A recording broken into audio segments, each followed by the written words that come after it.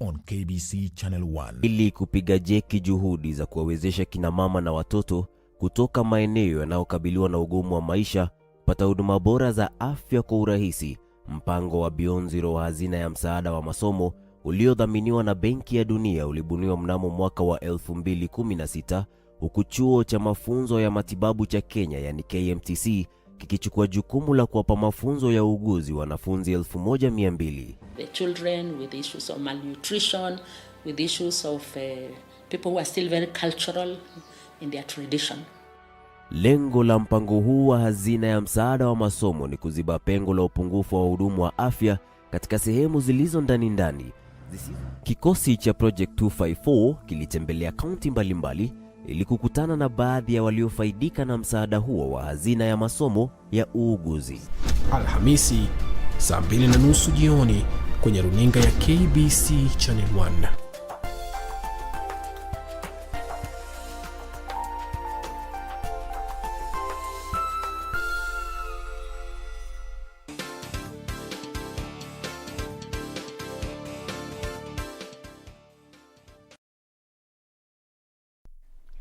Good morning. This is Biz Check on KBC Channel 1 and I'm Regina Manyara. So on May 20th, when the Lamu Bath is expected to receive its first ship, and President Uhuru Kenyatta in Lamu County. Those are just some of the developing stories that you're going to be keeping tabs on in this course of this programming. We also want to remind you that we are live and open to your feedback in regard to the programming that we have lined up for you. You can reach us on Twitter at KBC Channel 1 News and on my Twitter handle at Ray Manyara. Now, talking about business, under the Big Four agenda, we have affordable housing. With months to go to the set deadline, is this still a viable investment? If you are seeking to invest in affordable housing, is it still viable? And why then is there a slow uptick in as far as investments is concerned by the private sector? To take us through this conversation is none other than the CEO of Mizizi Africa Homes Limited, Mr. George Mburu. Thank you very much for your time. Thank you. Now, when we talk about affordable housing, a majority of Kenyans do not quite understand what constitutes affordable housing. Let's take it from there. What does it constitute? Yeah, thank you very much. When we talk of affordable housing, we are talking of not necessarily the price. It is the value that you receive from that house. For example, you can find a house that is being sold in the leafy suburbs, and you find somebody saying that it's affordable, because with it comes social amenities, with it comes security, with it comes good roads, there's water, there's electricity. So you find the value that you will receive from a certain house. That is when you are able to say, sure, this is affordable or this is not. And when you are talking of affordable, also price also plays a part, but not necessarily 100%. So when you are talking of affordable houses, like for us, Mrs. Africa Homes Limited, this is a house that is within a majority, many people's reach. And at the same time, we look at the other amenities that come with that house. You get security, a big house where you can be able to have your children, have their own bedrooms. Yeah, that is what we refer to affordable housing. Affordable. Yes. So not necessarily on the price tag, but the amenities that come with it, and also even the location of this particular facility. Yeah, very then sure. What's the difference between when we say affordable housing and social housing? Yeah, when you are talking of affordable housing and social housing basically is when you are upgrading maybe the slums. You find that in the slums there are so many people who are in a very small house, a tiny house, a mabati house, inside there. Those people, they do not have they can't keep the social distance, they can't enjoy like a toilet, they have to use the shared toilets.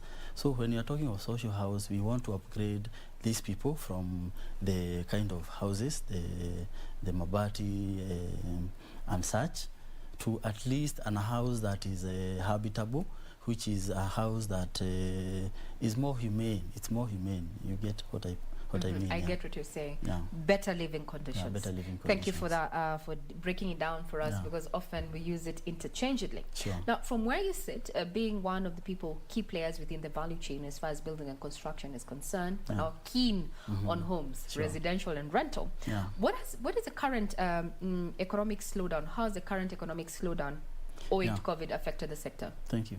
Yeah, Corona has come and it has really affected our economy because it came and there were so many uncertainties.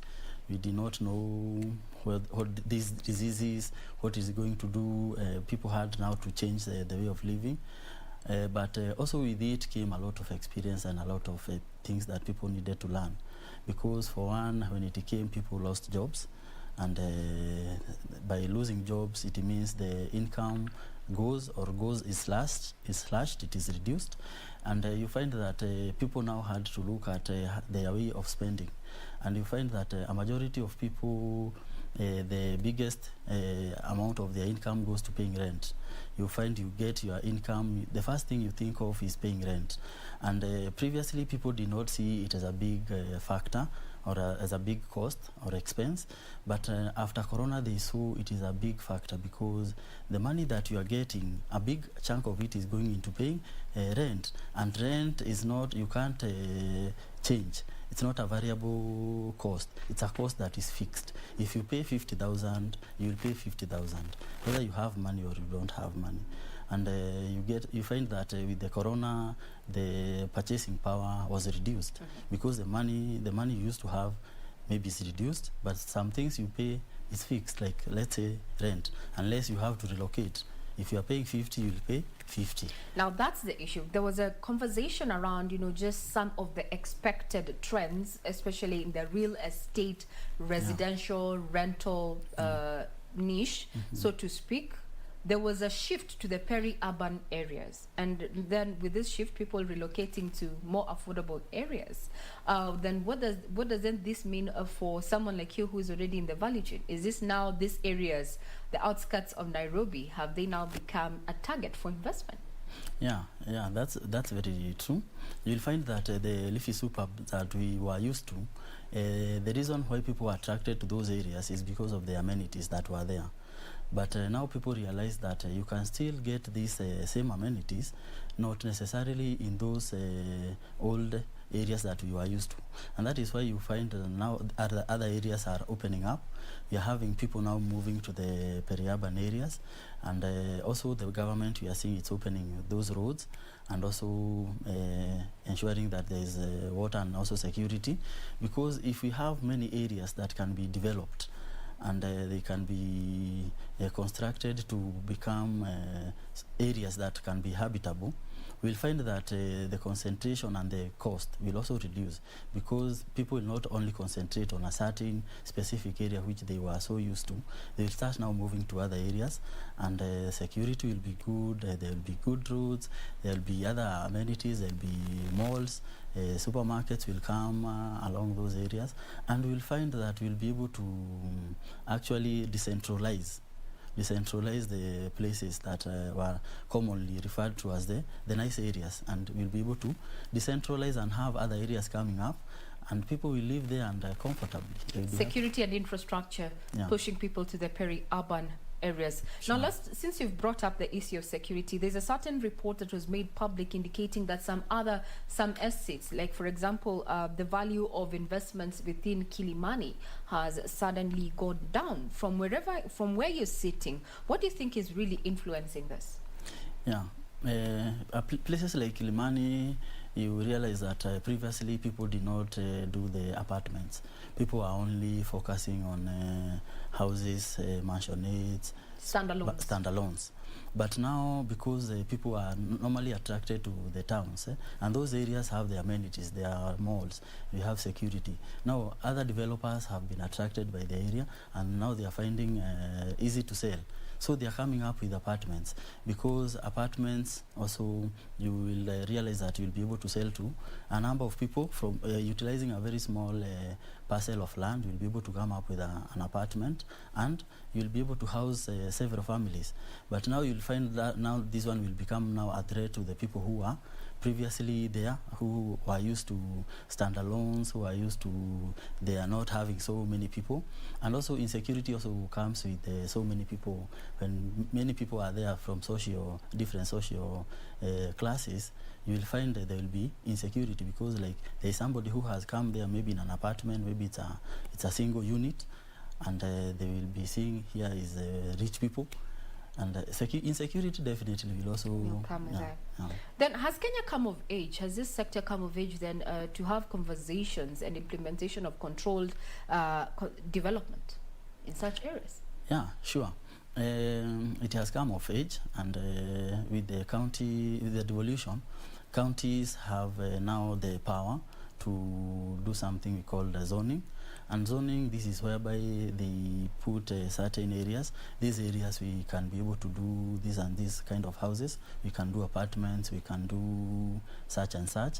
Here we only allow such and such kind of development. Yeah, so it has become of age, and now it's time, and I call upon the county governments, because they have been given now the power.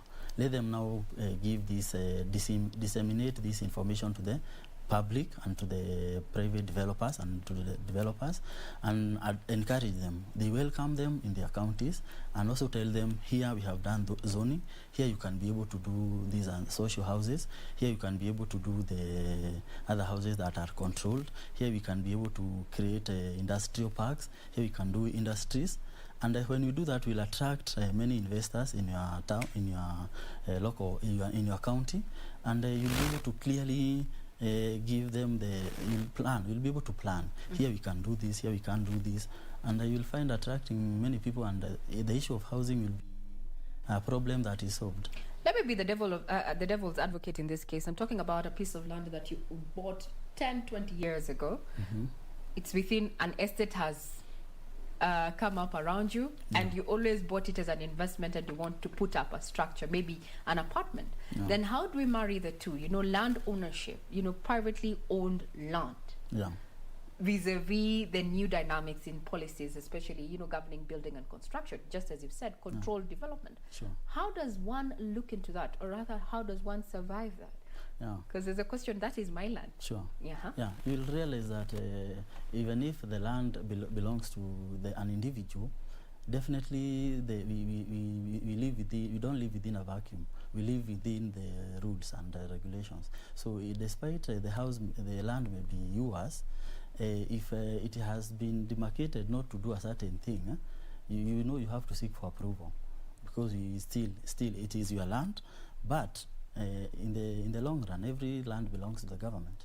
It is yours, yes, you have the title, but in the long run, everything, even we people, we belong to the government. Human resources, we belong to the government. Then you've made a point there where this information needs to be disseminated, especially to landowners, because you can imagine you were halfway through your construction of your building, and you get to hear we cannot do more than 4 stories, and you're already on the 6th. What do you do?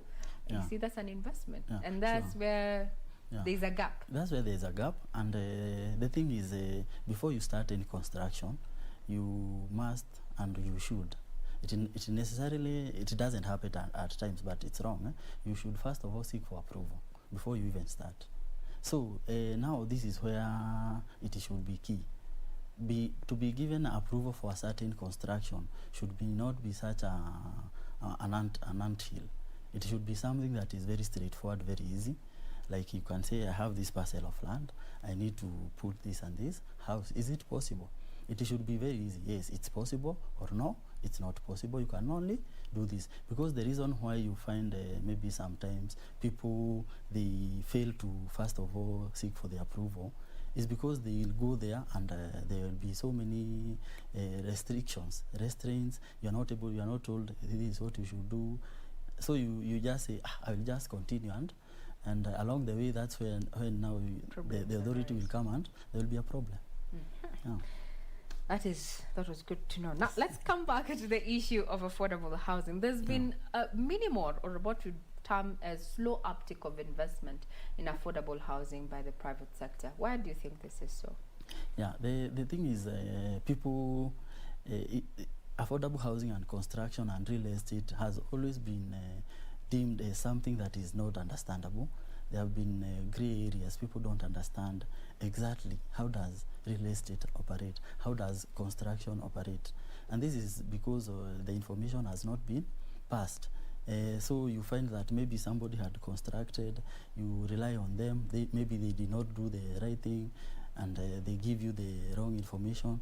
But it is not something that is difficult.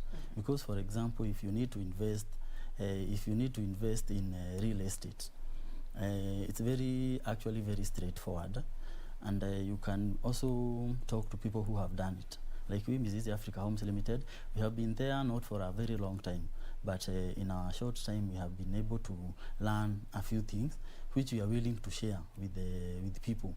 We are not hiding it.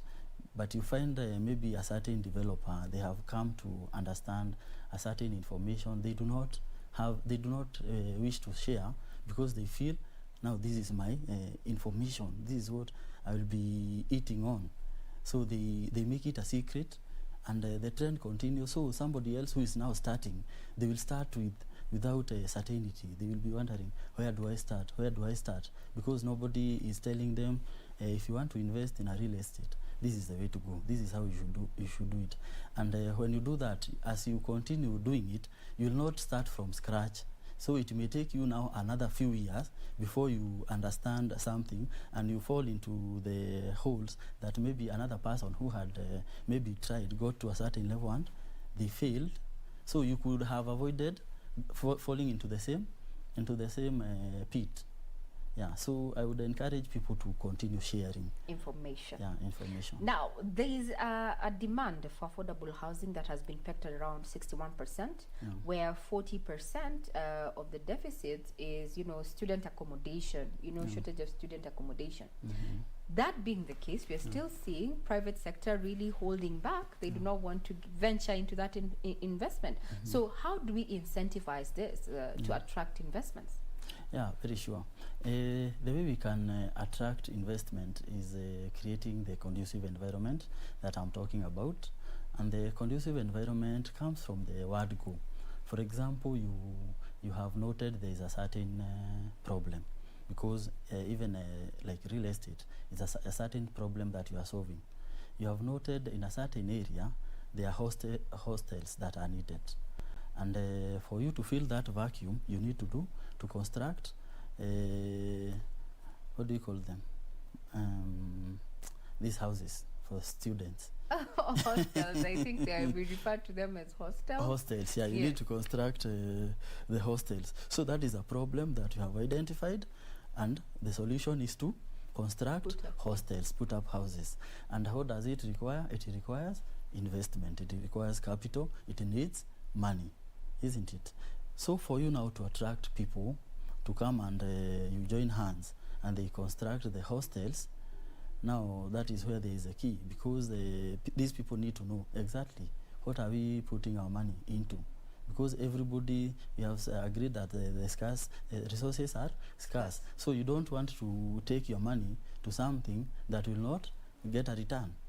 You don't want to throw away money. Now, talking about returns, I want to throw some span into the works into that conversation. Your private sector, government came up with this particular agenda to complete by 2022. So far, we have less than 1,000 units so far delivered. And that is under the Park Road project. And so many others are still underway. From where you sit as private sector, what do you think government needs to do to attract you to actually invest in this particular project? Because time is running out. Very true. Yeah, what I can encourage the government has started something that is very good, and this is affordable housing. And the government has tried, it has done a few units, let's say the ones you have seen, 1,000 units.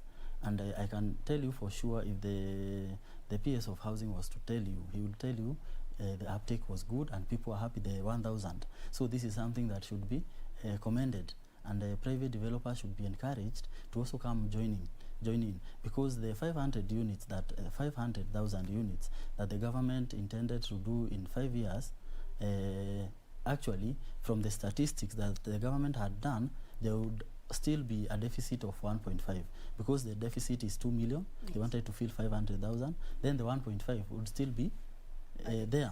So private developers need also now to come and take part, because the government has tried and it has succeeded. It may not be 100%, it has succeeded somehow. So the experiences they have learned, let them now share it with the private developers. Let them encourage the people. Do this. Yes, it is possible. We have seen and we have filled this need, and you'll be, I can tell you for sure, the people who get these houses, like for us, because we have handed some houses, it is not only the rent that you are used to paying. You also get peace of mind, because every month nobody is coming to knock your door. You become even a very productive. Some pay. Before we get to the issue of home ownership or renting, then would you advise someone who's actually watching and they're thinking about, getting into investments, would you actually encourage one to get into the affordable housing space? Yeah. From an investor point of view, when you're talking about return on investment. Sure. I would encourage anybody, and I normally tell my customers, once you own your house, that should not be the end. You should go the extra mile and invest another house. Yes, you are a first time homeowner. Now you have your home. That should not be the end. Go the extra mile. The money that you have used to build your house, or for us to build for you your house, now be an investor. Get another house that you will resell to another person and make something. Don't make so much. Make something small. You'll help another person and you'll make something small. And if you continue doing that over and over, you find that will attract many people in the real estate sector, and you'll find that you are going to solve so many people's problems, because people don't have the time.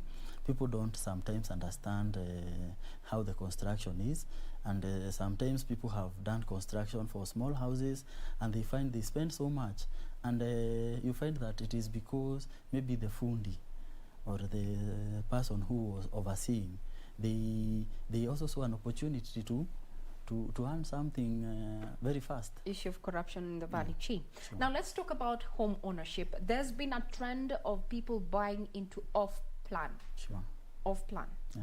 From where you sit. Yes. Help us demystify and understand the issue of home ownership under off-plan, Yes. and the pros and cons of it. Yes. Yes. For us, we do off-plan, and actually we are happy, because when we came, the name of plan, nobody wanted to hear the name of plan. Because it has always been tagged to pyramid schemes where people get conned of their hard-earned money. Very true. Is it changing? Yeah, it's changing, because when you are buying into off-plan, you need to get with people who are very honest, because this is something that, and what the government is doing is actually off-plan, for your information. Yes. Because people are contributing into a certain thing, then by a certain time, they will get those houses. Because there's no money, and you'll not find money. There's nowhere there's money just waiting to be spent and for somebody else to come and enjoy. So every person has to get involved. With off-plan, you find that people they are going to pay. You are not told what you are buying. You are not told anything. You are told, give this and this money. Then after 1 or 2 years, you'll get a house just like that. And you trust and you give money. Then after that 2 years, you start wondering what happened. So what should I look out for? If I wanted to actually buy into an off-plan, what should I look at? Sure. What you should look up to, you should also be involved. Like for us, we invite you, like let's say Mrs. Africa Homes Limited. We are selling to you this project. The first thing that you need to do is to visit that site, see the project, select the unit, where will your unit be sitting. Then make sure that as you are making the payment, make regular visits, and if you are not within, you can send somebody. And if you are far, like for us, Mrs. Africa Homes Limited, what we do, if customer is maybe in the diaspora, we make sure that, let's say every month or every 2 weeks, we are sending updates. The update may not be so much. Maybe I'm sending your house. It may not have moved an inch, but you'll see the other neighbor, at least it has been done. So you will see the progress. You don't put your money, then you just wait and see. It is a journey that you walk together with the developer. You hold them to account. And when they are not delivering, you also do not pay, because the money that the customer pays is the money that is used for the construction. So if you are paying and no work is being done, you should be able to question. And when people do that, they put the developer they become accountable. Off-plan is going to be something that is not foreign. Now, what would you recommend? Is it buying a readily constructed, ready for occupancy, or investing in an off-plan? What would you recommend, especially for a first-time homeowner, a young family? Sure. What would you recommend in this case? Yes. First, I would recommend the off-plan for me personally. And the advantages of off-plan is the cost. Yes, it is good to buy a red one if you have the money. But you will find, for example, personally I have sold a house at 3.5, and the person who bought has sold at 6 million. So the person who bought that 6 million, they took a mortgage. That mortgage, they will pay maybe for many years to come. And the person who bought that off-plan, they only waited for 1 year. They made so much money. So this person is left with a burden. They are paying, and this person has already eaten. You will continue paying your mortgage. The person who invested in off-plan, they got their, at 3.25, they got their return. They invested another unit. The second house, they are getting it like for free. You are the one who has bought for them. And you are paying mortgage. It will be very hard for you now to buy another house because you have a very big loan that you are servicing. So, now, to put it very simple, there's always this conversation: do I buy or do I build a home? Yeah. The good thing with the building, especially off-plan, and with people like us, Business Africa Homes Limited, is the fact that we also allow customization. And you will find that when you are buying something that is not tailor-made to your taste, before you change and it comes to exactly what you want, and especially a house, you may have to break so much. But if you are constructing something that, as you are seeing, it's very easy for you to say, here, let's change here, let's put these tiles, let's put this paint. Now assume you have bought something that is ready and there's something you don't like, and you now need to change. It may cost you very dearly. Or you live in a house, and you know a house is not like a rental. Your own house is not like rental. Rental, you can move. You can say, I'm now bored with these tiles. Let me move to another house. If it's your own house, unless now you remove the tiles and you put others, which will cost you, you don't keep on changing. So off-plan is good because you have that liberty to put it as you wish. You have to. It's like you are constructing your own house, basically.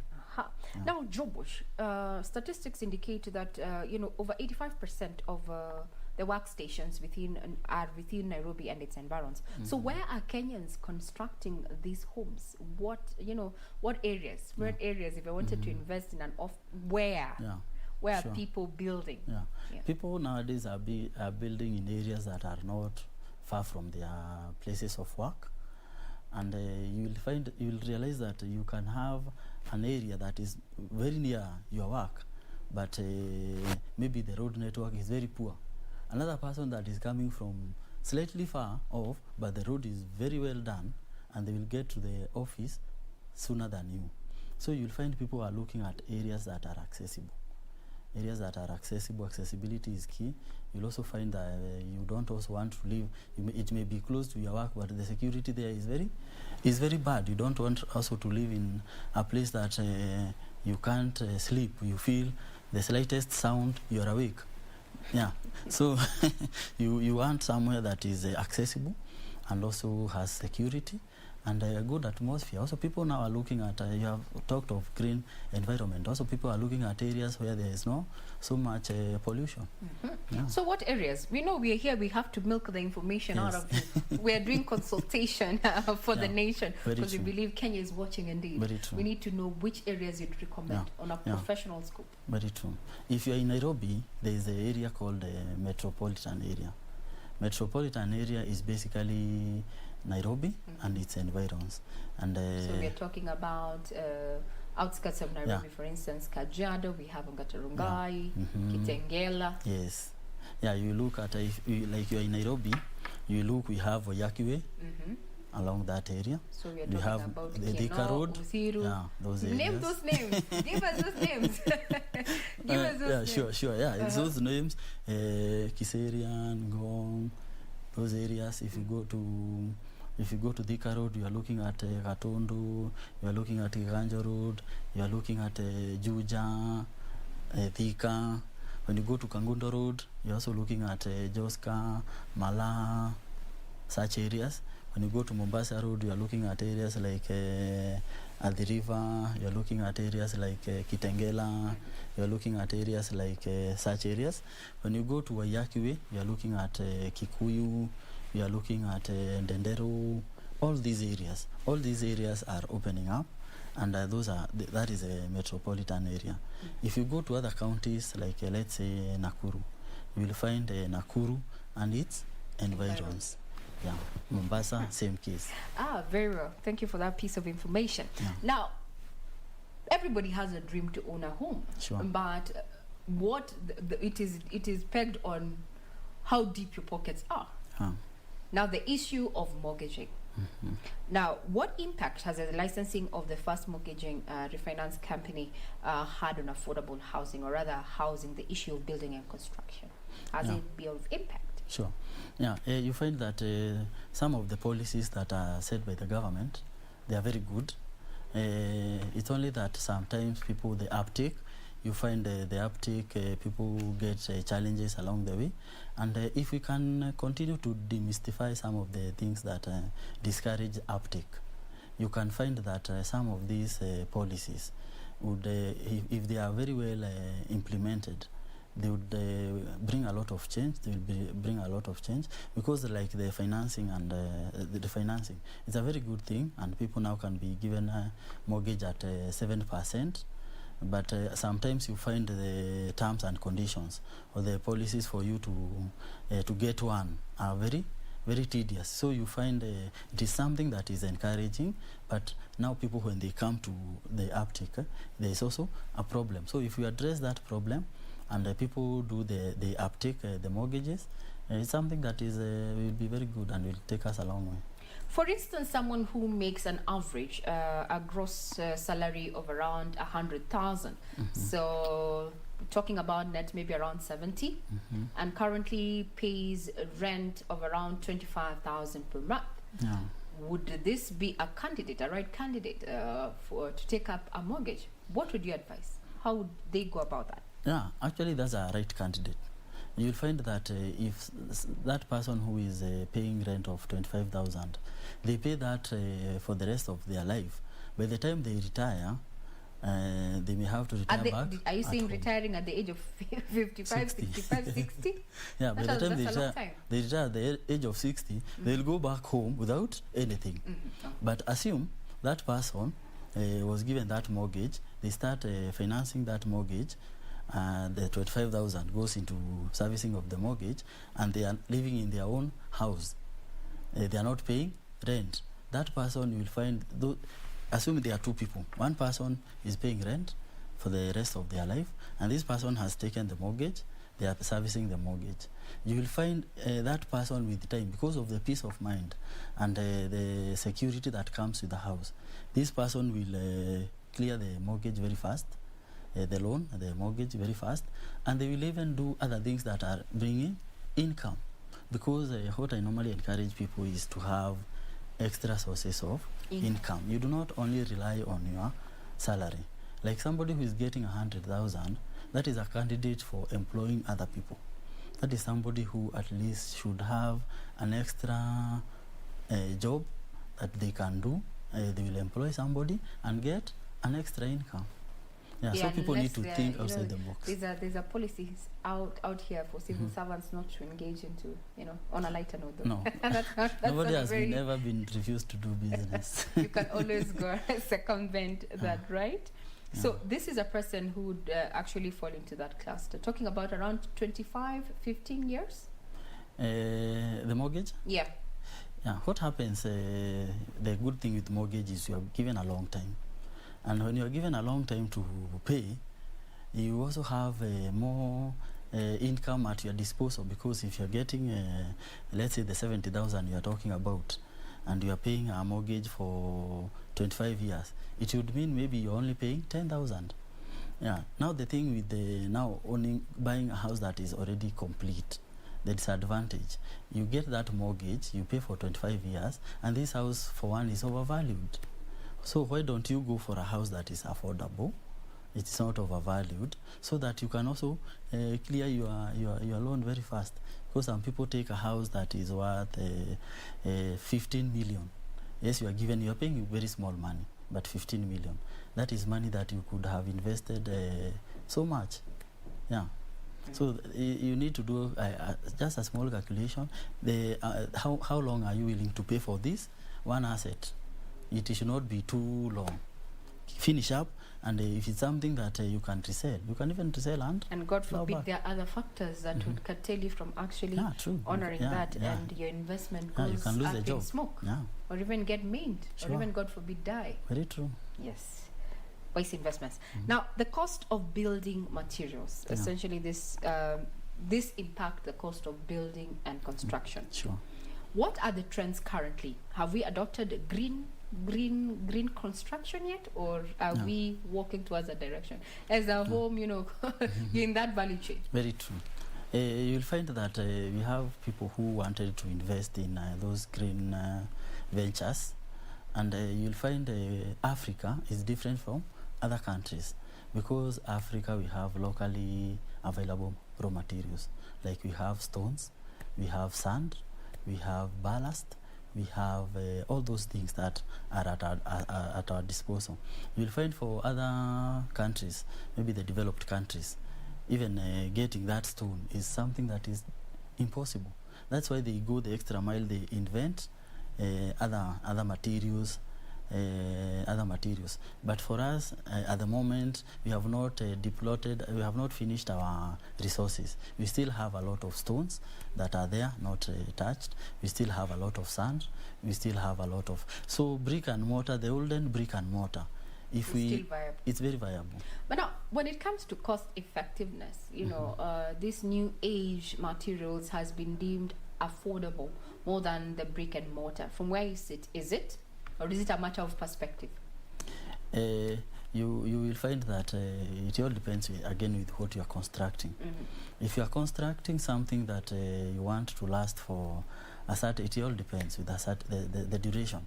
Maybe you want to construct something that is not very permanent, and you find maybe if you utilize the iron sheets, it will also serve, because it's something that not very permanent. But if you want to do something that is very permanent, we still have those locally available materials, brick and mortar, that are still a very viable option. But you find I would not encourage, maybe you have leased a piece of land to do maybe, and I've seen people utilizing that very well. You want to do maybe a small supermarket. I would not encourage you then to do you have leased for 20 years.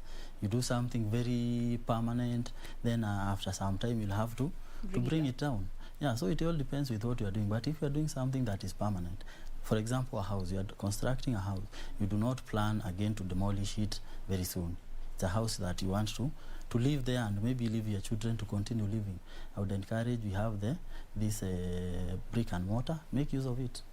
Talking about brick and mortar, mashinani, let me mention where I come from. I come from Kajiado County, and I still come from Meru County. Yeah. There's a trend where they're using locally available, the makiga, those new traditional forms of constructing a house, and we're seeing.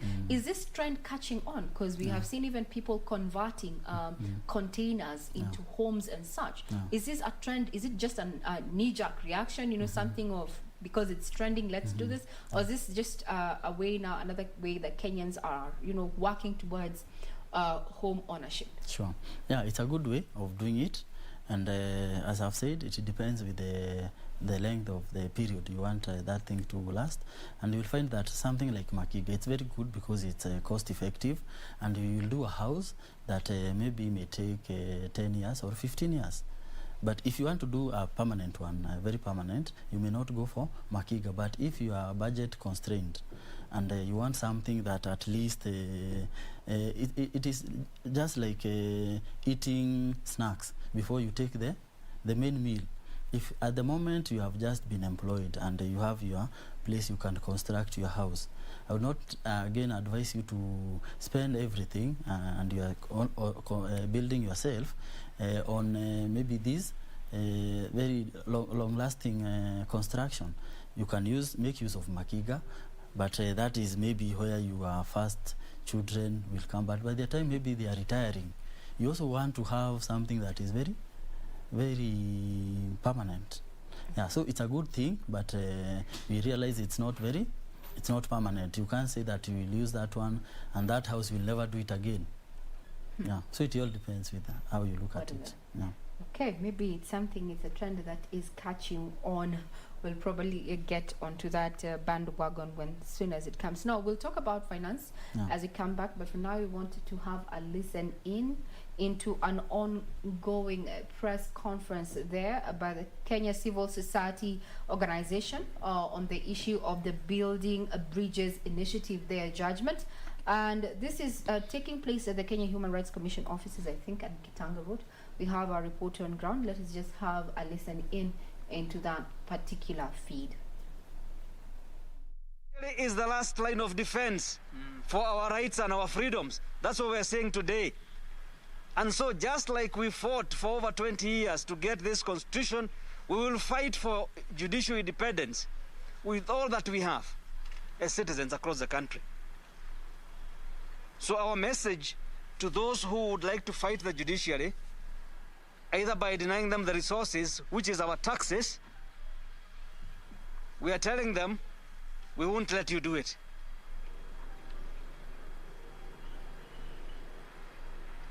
The other point we want to make is that public resources must be spent as per the law and the guidelines of public financial management and expenditure of our taxes. The Constitutional Court last week pronounced itself and said there are questions as to how public resources were spent with regard to the BBI process. Na tunahimiza mkaguzi mkuu wa fedha wa serikali afanye ukaguzi na atoe ripoti, ndio kama kuna wale ambao walitumia fedha vibaya katika hii BBI process, fedha zetu, kodi ambayo tunatoa, waweze kurudisha pesa hizo, iwe ni rais, iwe ni nani, kama zimetumika kwa njia ambayo haifai, waweze kulipa kulingana na sheria. Maana sheria inasema kwamba yeyote ambaye anatumia fedha za raia kwa njia isiyofaa aweze kuzirudisha na aweze kuchukuliwa hatua. La tatu, tusema hivi, kuna wale ambao wanaitwa civil society ambao ni sisi. Tusema kwamba sisi kama civil society, we are not visitors to this country. We are not here through visas. We are here within our rights as citizens.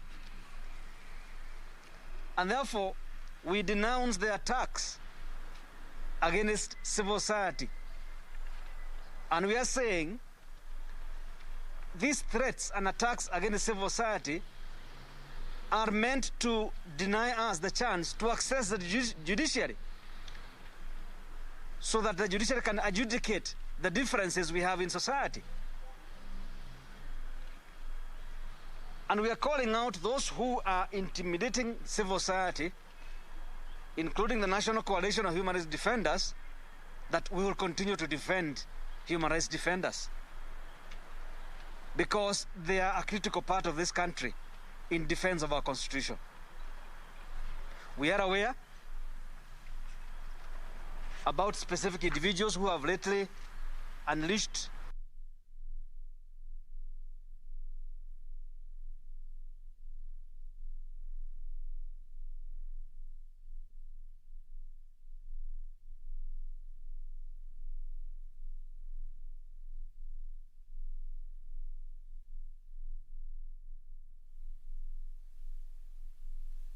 ongoing forum there where our reporter John Jacob Kere is on ground, and he'll be giving a detailed report in our subsequent bulletin this afternoon, just detailing a conversation where the Kenya Civil Society Organization is giving their views in regard to the unwarranted attacks on the judgment and the judiciary. Remember, after that verdict by the 5 judges there sometime last week, there's been a lot of push and pull with various stakeholders giving their views in regard to this particular judgment there, that somewhat has been said in other circles might have just stopped reggae. But the question is it? We'll be keeping tabs and waiting for that detailed report from John Jacob Kere, who's on grounds there at Gitanga Road, where the Kenya Civil Society Organization is just giving their comments in regard to this particular matter.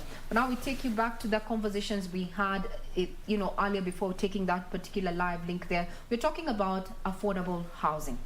And with just months to go, is this still a viable project for the government? Remember, so far an annual deficit of around 200,000 units annually that has accumulated to 2 million units. There's been a demand for affordable housing that has been pegged at around 61%, with 40% of it being need or rather shortage of student accommodation accounting for 40%. Before we took that particular link, we were talking about the issue of financing. Would you buy, or would you buy on off-plan or a ready house? Taking us through this conversation is the CEO of Mizizi Africa Homes Limited, George Mboro. Now, before we went down there, maybe I can also just pick your brain in regard to matters of BBI. Now, this is a civil society just giving their views in regard to, the attack, what they say, the attack on the verdict, or rather the judgment and the judiciary. As a Kenyan, what do you have to say about matters of the constitution and there? BBI, before we get back to matters of affordable housing. Yeah, thank you very much. We as Kenyans, and we have to accept that we do not live in a vacuum. We live under government, we live under rules and regulations, and these things we have to appreciate them, and we have to do with them.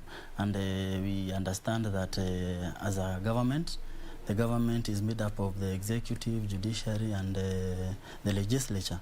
And all these arms, actually the thing is the things that we used to read in school, now they are coming out very well, that we have those arms of the government. We have the executive, legislature, and judiciary. Yeah, we used to study in the history, civic education. Civic education. So we are happy to be seeing them now coming out in the reality. We just used to see as theory, but now we are seeing them practically, which is a good thing. Also, we used to read about the basic needs: food, shelter, clothing. So now we are happy, we as Kenyans and as young people who are continuing to grow. You remember back in the days we used to be told the young people are the viongozi wa kesho.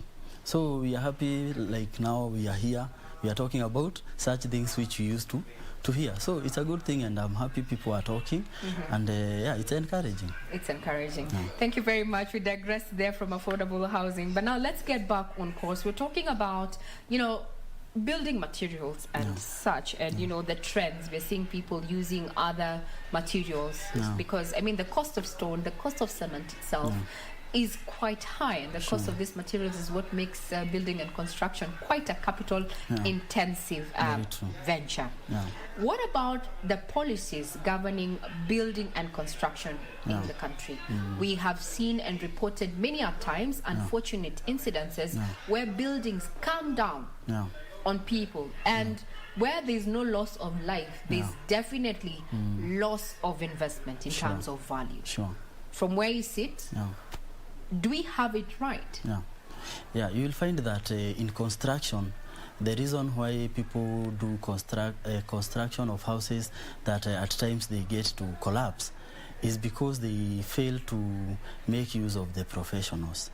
And you will find that sometimes people have a notion, yes, there is a need. One thing we should appreciate is that there's a big deficit, as you have read, 2 million houses, and every year, because of the increase in population, 200,000 units are needed.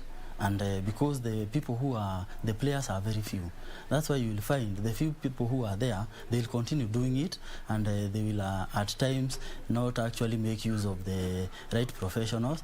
And if somebody wants to make use of a professional, you are told maybe an architect is very expensive, an engineer is very expensive, of which if you are doing it as a single unit, your unit, it may be expensive, because if you need to hire an architect, an engineer, a foreman, and all these even players, a draftsman, yes, to give you yes, the plan. Yeah, even the plan, even getting the plan, you find that it may be costly for you as an individual, because you are catering for expenses of professionals, and you are only one.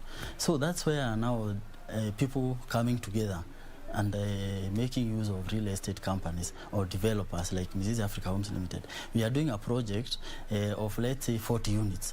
That means these are 40 people with the need and the desire of owning a home. It's very easy. Even the amount that we will pay the surveyor, the amount that we will pay the lawyers, the amount that we will pay an architect, as a person, if you remove it from each and every person's contribution, it will be very little. It's very small amount.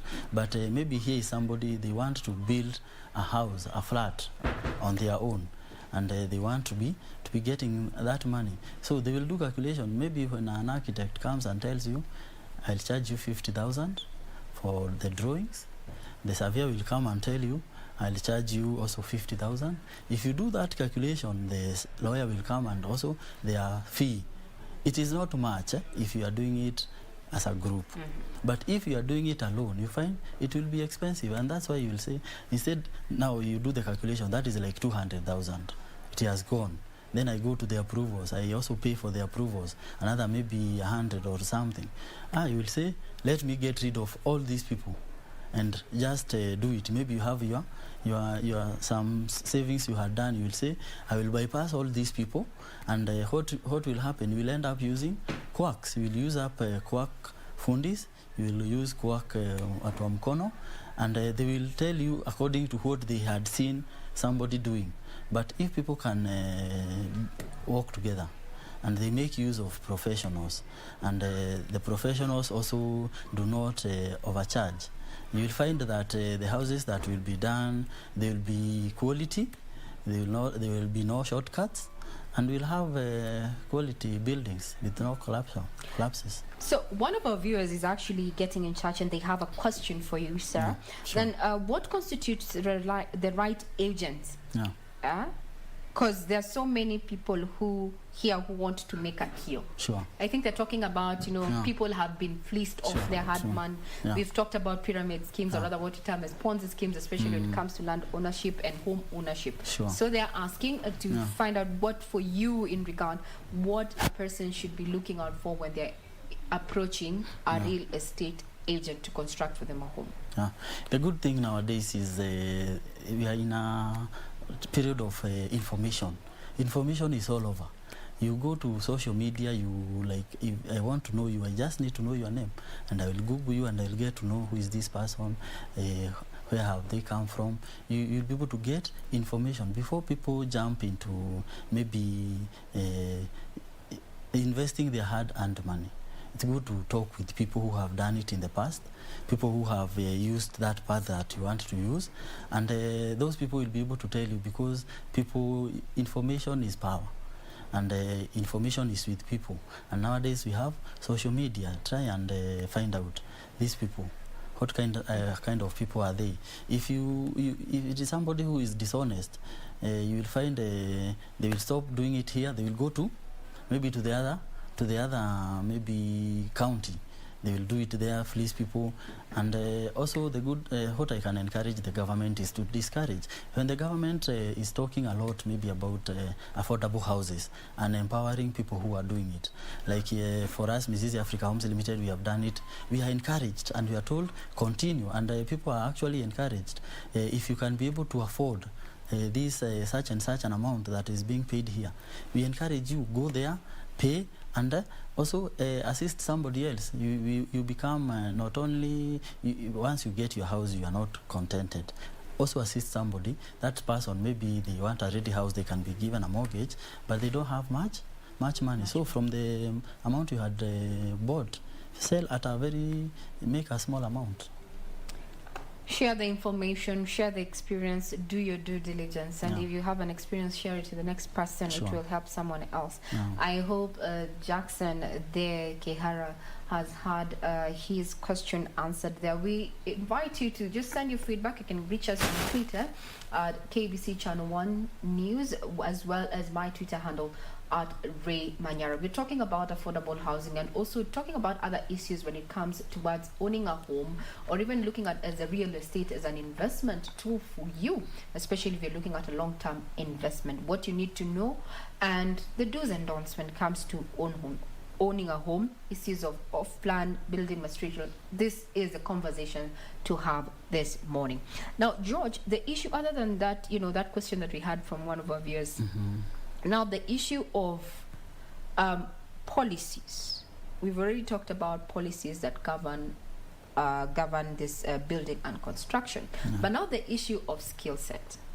There's been a conversation that all these professionals within the value chain have various organizations they fall under. But this does not rule out the fact that we have juxtaposers, quack engineers, quacks. How do we fully eliminate that? Yeah, what we can do is empower those bodies. You find that those bodies that regulate professionals, at times they are not given teeth. And it would be very easy if you are found to be practicing and you have not registered. You are even assumed like you never went to school. You are practicing is your certificate is cancelled, and even if you have that certificate and you are misusing it, you should also be accountable to the body. You will be surprised, like we have the body of accountants, and I'm an accountant. We have ISPAC. That is a body that I'm sure if it can be very well utilized with its advices, and the people who have done accounting, they are encouraged to join, and there are benefits and also benefits and pros and what do we call them? There are terms and conditions. If you are doing this, like for example, you are registered with this pack, you can be given a certificate, and you at the end of the day you are well remunerated because you are in that body. But you find most of these bodies, you do not even feel encouraged to join. You may have done a certain course, but you are not even encouraged to join the body because there are no advantages, and those people are actually not empowered. Like your body, you don't feel like it is recognized. But if you are to empower these bodies that regulate the professionals, and they are also like the advantages, like you are registered here, you can be paid very well. You get, at the end of the day, it's about pay. You are paid well because, and you are doing a good job, you are appreciated. But nobody really seems to care. Well, you have said it. We'll not try and water that down. Now, we're also keeping tabs on what is happening down in Lamu County, where we understand President Uhuru Kenyatta is going to be overseeing the operationalization of the Lamu berth. Remember, May 20th is the day that has been marked to have that particular Chinese-built seaport, the coastal county of Lamu, receive its first ship. Now, the two berths, one of the berths is already complete. The two berths 2 and 3 will be completed by October, and this is according to National Treasury. As now, the first phase of the port comprises of 3 berths, and it started way back in 2015. Now, the subsequent phases will be undertaken by the private sector under the public-private partnership framework, and will eventually result in 23 berths along with its 10-kilometer shore length. Now, the port's capacity is said to handle a cargo traffic, and it's set to reach 23.9 million tons by 2030. Michael Modiga, who is on ground, please bring us to speed on what is happening at the Lamu berth. To you, Michael.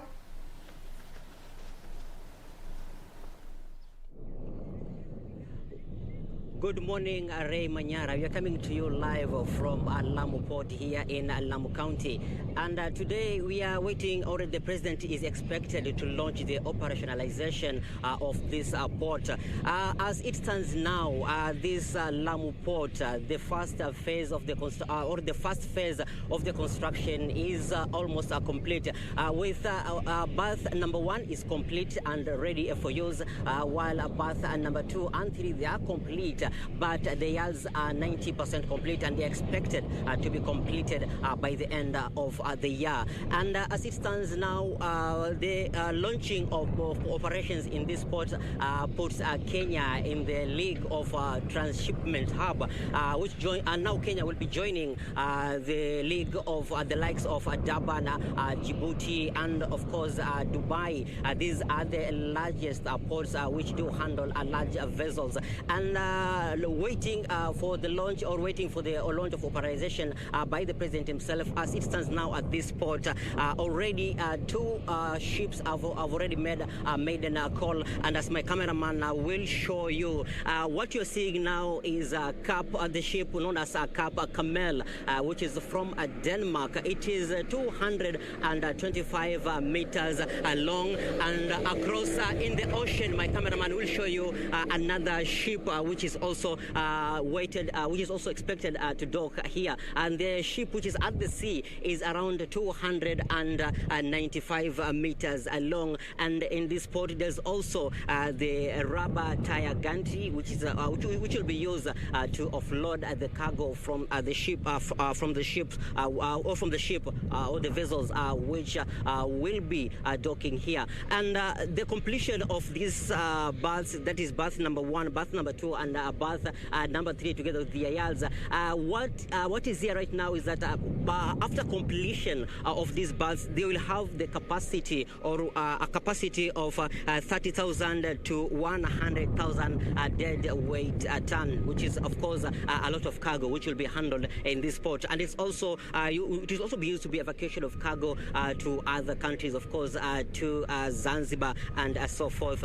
And after completion of this port, the port will have 23 berths, and as I told you earlier on, the berths for number 2 and number 3 are complete. What is being waited to be completed is the yards of berth number 2 and berth number 3. And the groundbreaking of this port started back in the year 2012, and the construction of this port began in the year 2015. And the first phase of this project, which is under LAPSET, has been completed by a tune of 42 billion shillings. And under LAPSET project, the project will entail the road map that will be from Lamu to Ethiopia, and of course this Lamu port and the airport, and of course we'll have a pipeline for transporting the crude oil that is from southern Sudan. And this port has a natural depth of 18 meters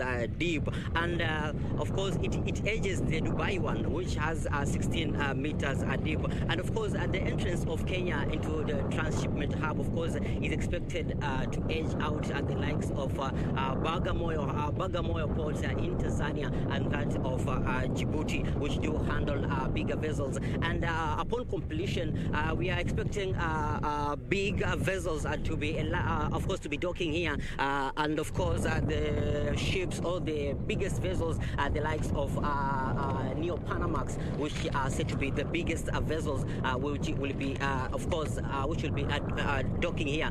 And upon the completion of this port, of course, Kenyans, there will be job opportunities for Kenyans.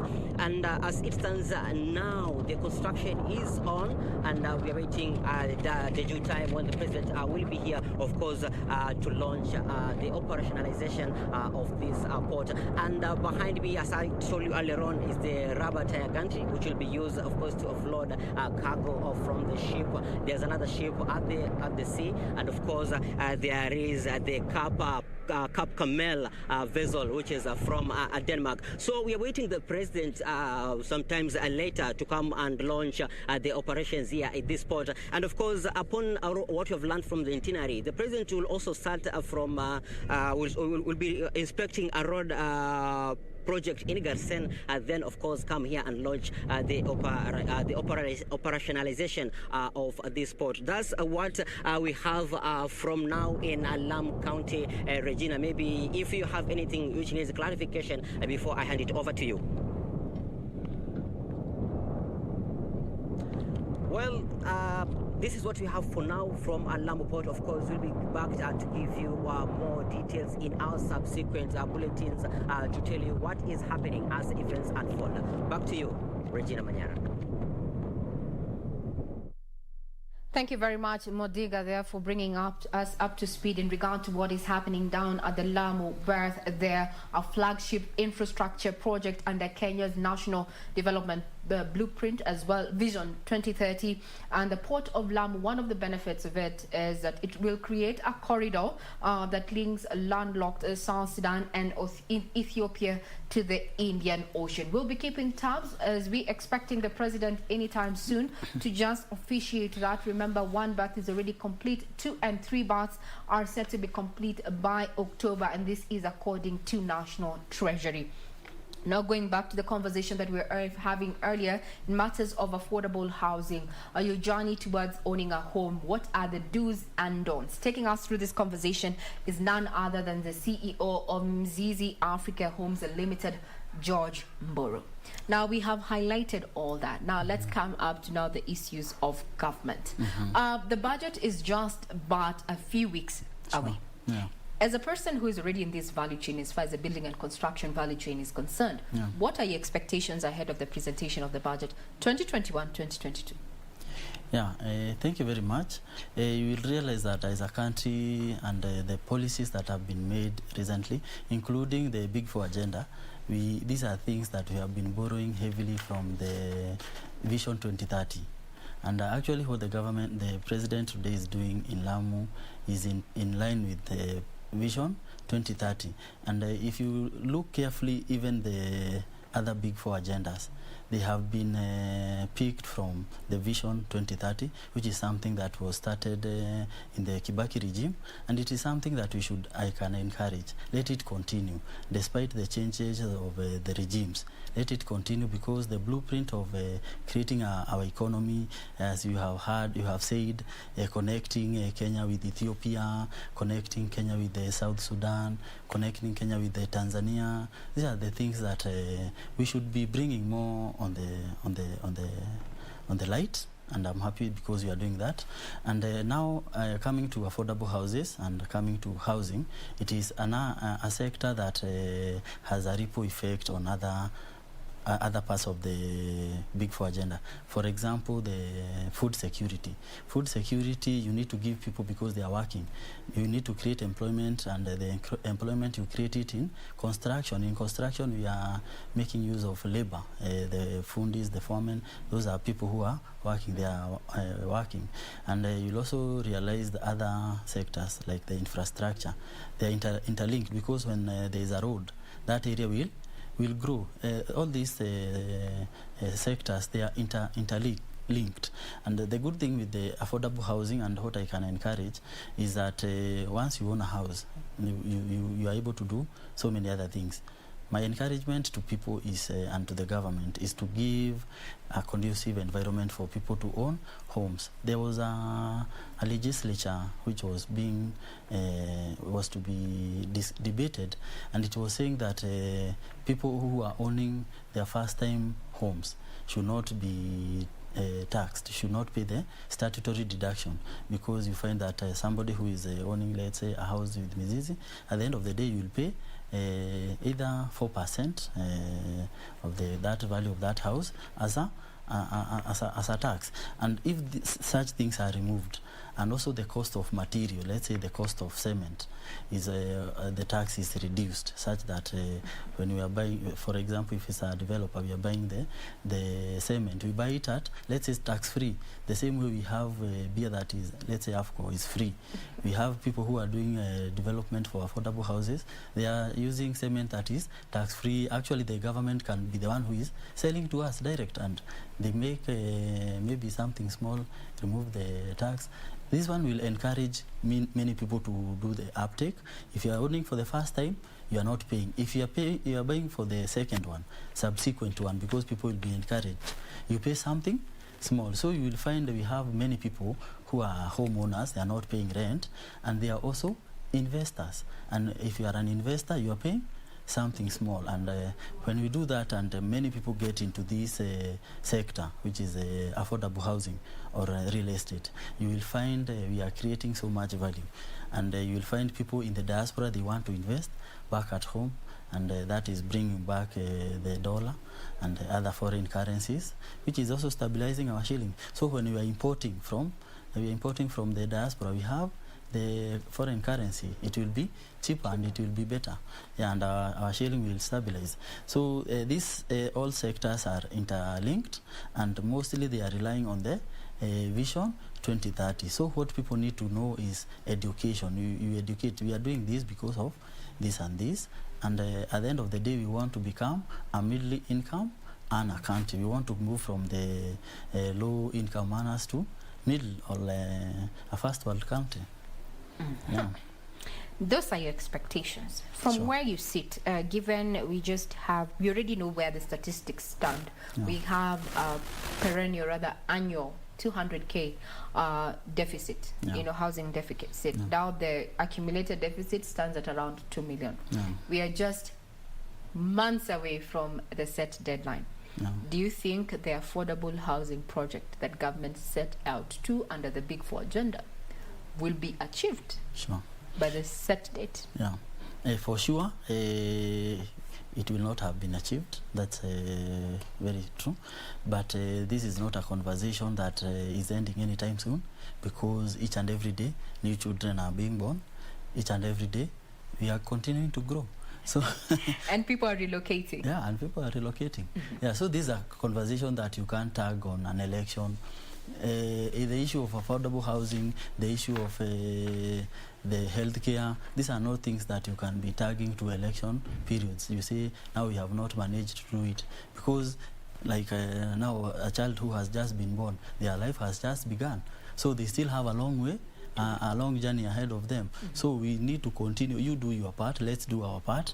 Let's encourage what the government has started. Yes, they have done 1,000. They had an expectation of 500,000. They did 1,000. Let's continue. Let's push it now. After another 5 years, we'll not do 1,000. We'll do maybe 10,000, or maybe we'll even hit over 1 million.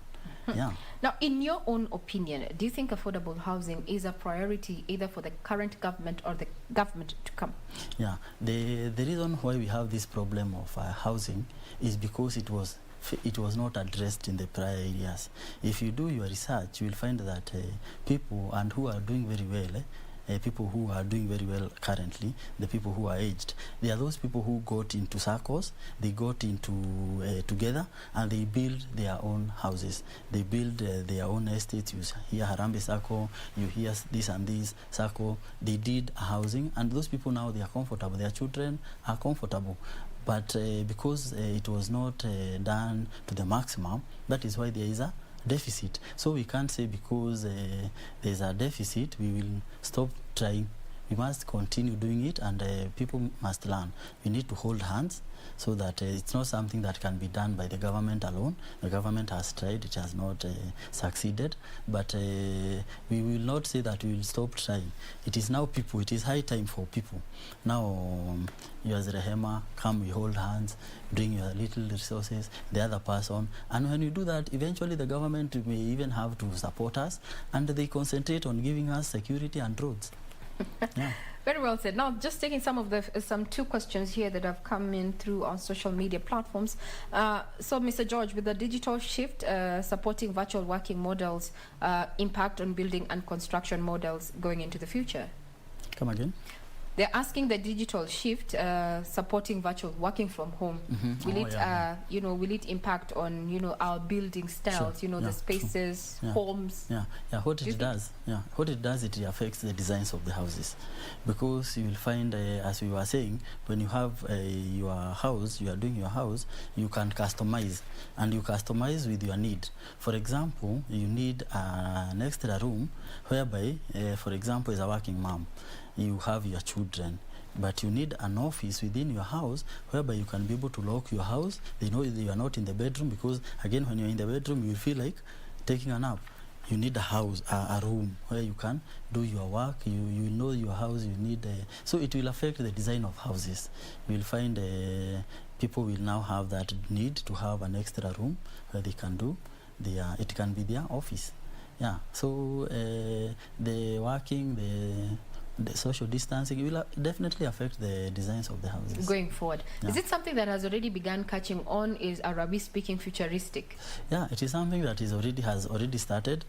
Like for us, Mrs. Africa Homes Limited, we realized people need extra space whereby they can go and relax, and we have come up with a design called flat roof. Flat roof is whereby this is a bungalow, but you can have an extra space up there whereby you can just relax. You can put a jacuzzi, enjoy the sun. These things are coming. They have already catch up. Where does this leave the issue of smart homes? The issue of smart homes is also another way of customizing, because we are saying you customize with the need. And if you have the security is good, and you are in a nice environment, why not do a very big window? You can even do away with the brick and mortar, and you have a very big window.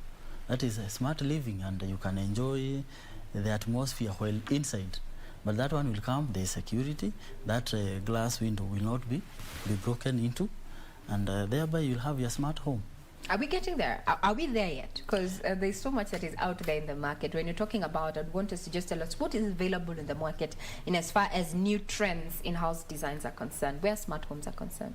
What is out there? The good thing is people nowadays, they are very traveled, and now the world has become a global village, and somebody has traveled, they have seen something they like, they bring it back. So this is something that is already there, and it comes with the desire, the need, and the need to feel that surely this is your home, this is your house. You are not buying each and every year, each and every day. This is something that you are doing, then you can relax. So smart homes are here with us, and now people are making use of the internet. You want to make your house as good as possible, and as comfortable, convenient. Convenience is driving house designs. Sure. Another question here: why the need of service charge? This is something that people have dealt with. You bought a home, there's the issue of service charge. When you have bought a house, you also have some needs that need to be taken care of. For example, you need people to collect the garbage, you need people to trim your gardens, you need people to clean the common areas. So service charge comes in handy, because if you are working, you do not want now again to go and start trimming you need to have a management company within that area, whereby all those needs that you need, somebody can do it without, you need security, you need to hire a watchman. So that is where the service charge comes in. You chuck small money, you chuck like let's say 2,000 every house, and you live comfortably. I don't know why this viewer decided to ask about service charge. Maybe we need to engage them and know if they have a problem. Maybe they are paying the service charge and not getting... It may be too exorbitant. You know, sometimes some people may take advantage because they see these are people with money. So you hear maybe a service charge is going for 10,000, and if you do the calculation, everybody 10,000, it's a family of a lot of 40 people. Units. At the end of the day, you need value for money. If you are paying 2,000, what is the money going for? It's about accountability. As a management company, if you are managing an estate, you need to tell people, if they are giving this money, it is going into this need. We are paying security, we are paying ABCD. So if the people feel it is too exorbitant, then sure they are being shortchanged somewhere. Well, unfortunately, that is where you have built. You're going nowhere. Sure, but you can't change. You are there. You are now an owner. They can change. Yeah, they can. It's not pegged. It's not cast on stone. Yeah, you can fire them. Closing remarks, George Mboro, in regard to just the sector, the building and construction sector. Now we're talking about residential homes, and you've talked about off-plan and such, and what we need to know towards home ownership. What would be your take-home in regard to this particular sector? Thank you. My take-home would be to encourage everybody. Let's get in this space of real estate. Let's get in this space of affordable housing. The government has started it. And yes, it has not finished, because this is something that is continuous, because each and every day new people are being born. We are having new children, and we need to leave a better tomorrow for our children. So let us hold hands. Let's get into real estate. Let's get into off-plan. The thing is, we need to work with people who are trustworthy, and it is nothing that is difficult. It is something we as Mrs. Africa Homes Limited we have done. We can be taken as a pilot test. We have done it, and it is working. So let's continue supporting whatever we have started. Let's not get discouraged because of the history or because of people who started. Let's join hands. Let's walk the journey together. And when this sector grows, you'll be happy to note that our country in large, the economy will grow. And the people that are in the diaspora, we want to appreciate the fact that you have seen that it is good to retire back at home. And we are here to hold your hand, that once you come back, you do not feel as if you have wasted a lot of time. You will come and you will continue from somewhere. You will find us continuing, and we'll continue joining hands, and we continue. And we want to encourage what Mrs. Africa Homes Limited is doing, and I want to continue encouraging the government to continue supporting us. And also everybody, let's hold hands, because this is our country. It's a peaceful country. We are a peace-loving country. We are resilient people, and we believe if we continue, especially with prayers, Corona is going to be a thing of the past.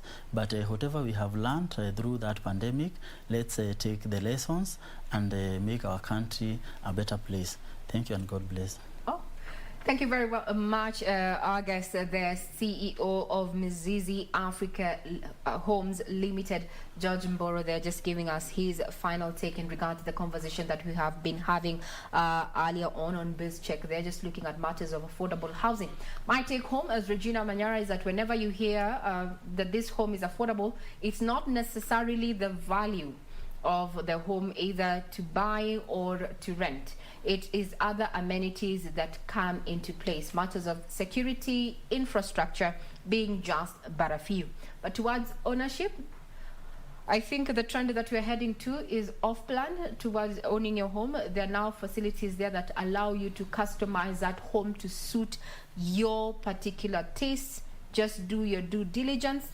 Get the information, because there are unscrupulous people out here who are ready to just targeting your money. Do your due diligence. Some of the stories that you're going to be focusing on, or rather keeping tabs on, is what is happening on the coastal county of Lamu, where President Uhuru Kenyatta is going to be overseeing the operationalization of the Lamu berth there. Michael Modiga is on ground, and he's going to be giving us feedback in regard to what is happening on ground. Remember, this is a flagship project under the Vision 2030 that is deemed to create a transport corridor that will link landlocked South Sudan and Ethiopia to the Indian Ocean. By 2030, the value, or rather the port's capacity is said to will be handling cargo traffic will reach 23.9 million tons. I'm Regina Manyara. You're watching KBC Channel 1, and this has been BizCheck. Enjoy the rest of your viewing.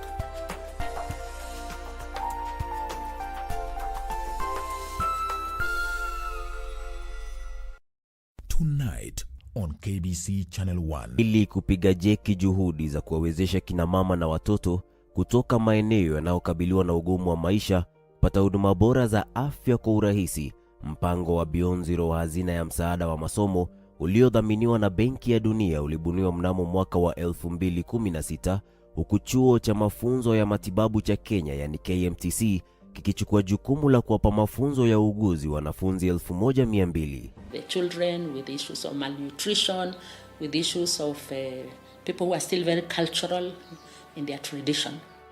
Lengo la mpango huu wa hazina ya msaada wa masomo ni kuziba pengo la upungufu wa wahudumu wa afya katika sehemu zilizo ndani. Kikosi cha Project 254 kilitembelea kaunti mbalimbali ili kukutana na baadhi ya waliofaidika na msaada huo wa hazina ya masomo ya uuguzi. Alhamisi saa 2:30 jioni kwenye runinga ya KBC Channel 1. Next on. Kuna mashakili mengi katika dunia hii atuondole. Kuna COVID-19 ya corona ndo hiyo. Kuna shida, kuna maradhi, pesa imekosekana, maisha yamekuwa ni magumu, kila mmoja analia, wafanya biashara wanalia, wafanya kazi wanalia, watoto ndo hawa. Alhasil ni na Mwenyezi Mungu Subhanahu wa Ta'ala ndo mwenye kutoa riziki.